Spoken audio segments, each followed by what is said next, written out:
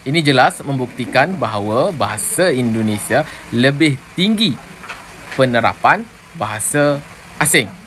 Siapa yang lebih tinggi krisis identitas ini? Indonesia atau Malaysia? Malulah weh. Warganet negeri Malaides menjelaskan tentang krisis identitas bahasa, ketika membalas komentar warganet Indonesia. Namun yang warganet Malaides jelaskan malah jumlah kosakata serapan bahasa asing, antara bahasa Indonesia dengan bahasa yang ada di negaranya. Krisis identitas pakai bahasa Inggeris, tak punya bahasa ibu sendiri. Saya nak jawab apa yang kamu telah nyatakan. Saya nak perbetulkan fakta. Sebenarnya bahasa kamu lebih mengalami krisis identitas.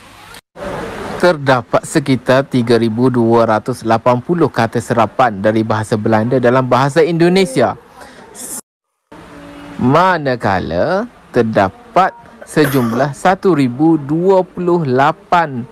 sahaja perkataan Inggeris yang telah dipinjamkan dan digunakan dalam bahasa Melayu. Ini jelas membuktikan bahawa bahasa Indonesia lebih tinggi penerapan bahasa asing. Siapa yang lebih tinggi krisis identitas ini? Indonesia atau Malaysia? Malulah weh. Sebelah kereta. Apa yang dijelaskan oleh warganet negeri Malaides, menunjukkan bahwa ia sendiri tidak memahami tentang apa itu yang dinamakan dengan krisis identitas bahasa. Karena penjelasannya itu terkesan ngawur, yang tidak memahami antara krisis identitas bahasa, yang ia bandingkan dengan kosakata serapan yang berasal dari bahasa asing, lalu ia jadikan perbandingan antara bahasa Indonesia dan bahasa Malaides.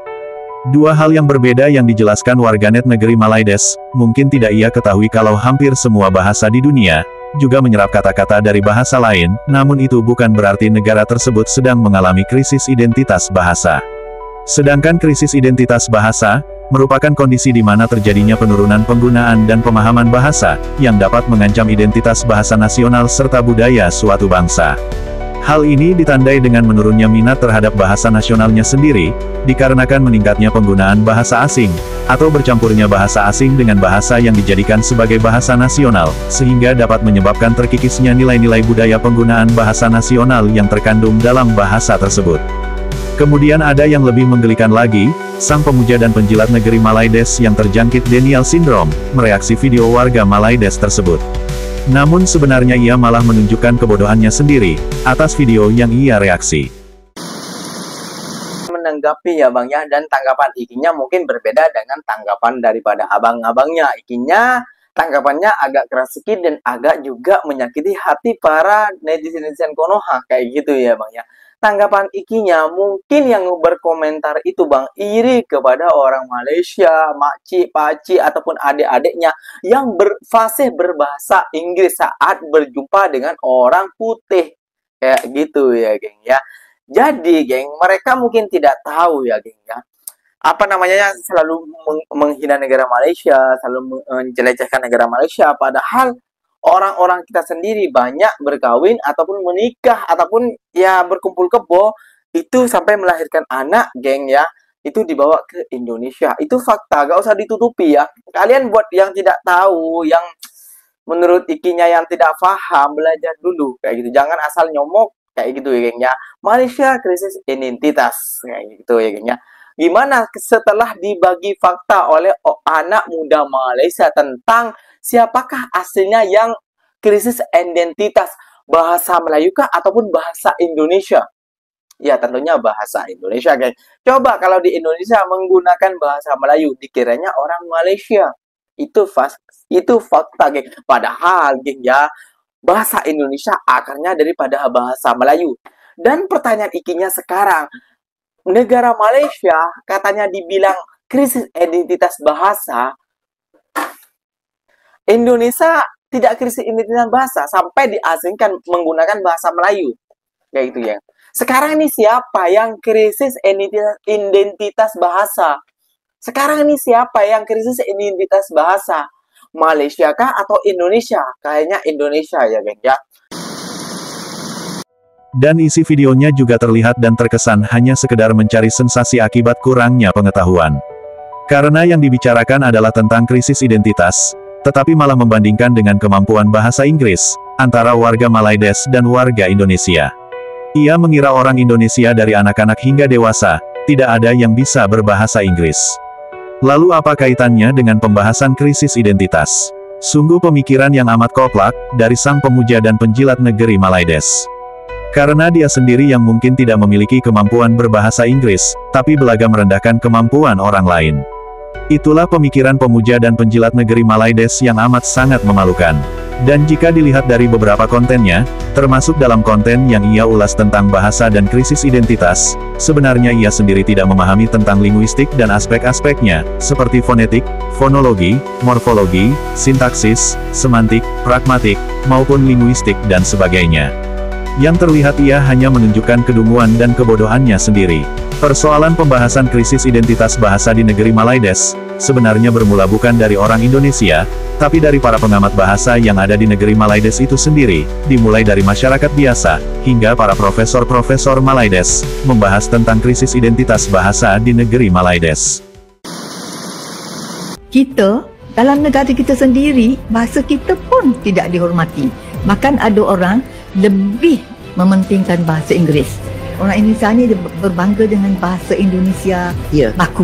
Tapi sebenarnya kalau kita lihat sekarang, macam tak ramai orang yang boleh fasih berbahasa Melayu di negara kita. Tu yang pelik sebenarnya. Sedangkan bahasa Melayu tu di antara bahasa yang paling senang untuk kita belajar. Tapi kita sebagai orang Melayu sendiri pun tak menggunakan bahasa Melayu sangat. Dia kan? macam tak rasa bangga guna bahasa. Tak rasa bangga. Padahal tengok negara lain bangga dengan bahasa sendiri kan. Kita tak macam tu. Betul. Nakal ni. Kenapa kita tak boleh jadi macam Indonesia? Yang semua orang berbahasa Indonesia kan. Kenapa kita tak boleh jadi macam tu, Prof? Hari ni aku nak tegur ni perkara yang aku nampak sangat biasa ketika aku pergi ke majlis yang mewah, majlis orang-orang kaya yang VVIP lah, yang di mana pangkat datuk, pangkat Tan Sri, semua ada kat majlis tu. Dan di mana aku perasan diorang ni semua orang Melayu.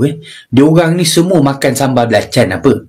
Diorang ni makan petai apa juga. Diorang ni orang Melayu. Faham tak?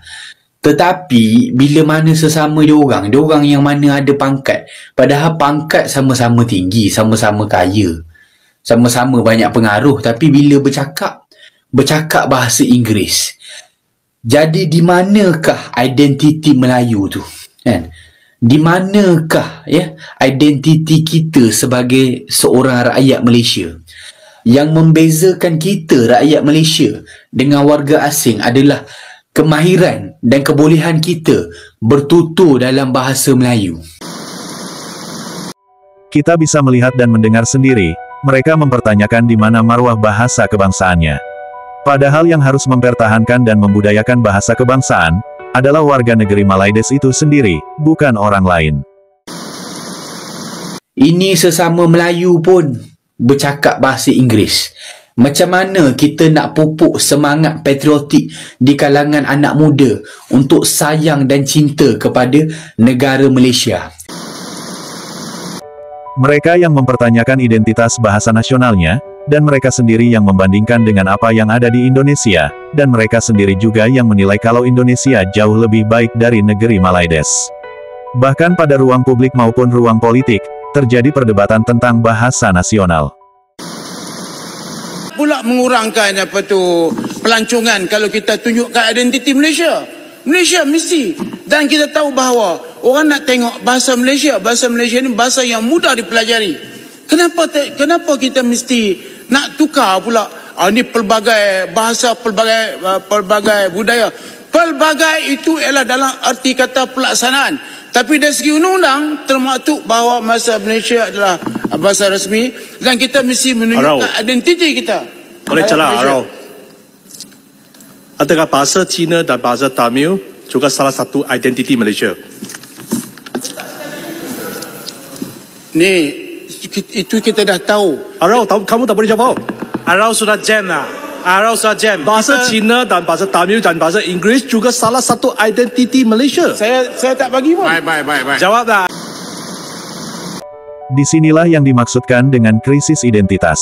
Sebagaimana yang dikatakan di awal, bahwa krisis identitas bahasa merupakan kondisi terjadinya penurunan penggunaan dan pemahaman bahasa yang dapat mengancam identitas budaya bahasa nasional suatu bangsa. Sementara bahasa itu tidak sekedar media komunikasi semata, tetapi bahasa juga sebagai media pemersatu bangsa. Jika terjadi krisis identitas bahasa, komunikasi antar warga negara dan pemahaman terhadap nilai-nilai nasional juga bisa terhambat. Maka tak heran jika di negeri Malaides, meskipun sudah puluhan tahun merdeka, tapi urusan bahasa nasional belum juga kelar dan kerap menjadi perdebatan di ruang publik. Dan itulah yang membedakannya dengan Indonesia. Meskipun negara Indonesia memiliki ribuan bahasa ibu atau bahasa daerah, namun dalam aspek bahasa nasional bukan hanya sekedar penamaan yang tertera dalam undang-undang. Tetapi penggunaan bahasa Indonesia diwajibkan untuk setiap warga negara Indonesia dalam kehidupan sehari-hari untuk bisa menggunakan bahasa Indonesia. Cukup sekian video kali ini. Terima kasih. Sampai jumpa lagi.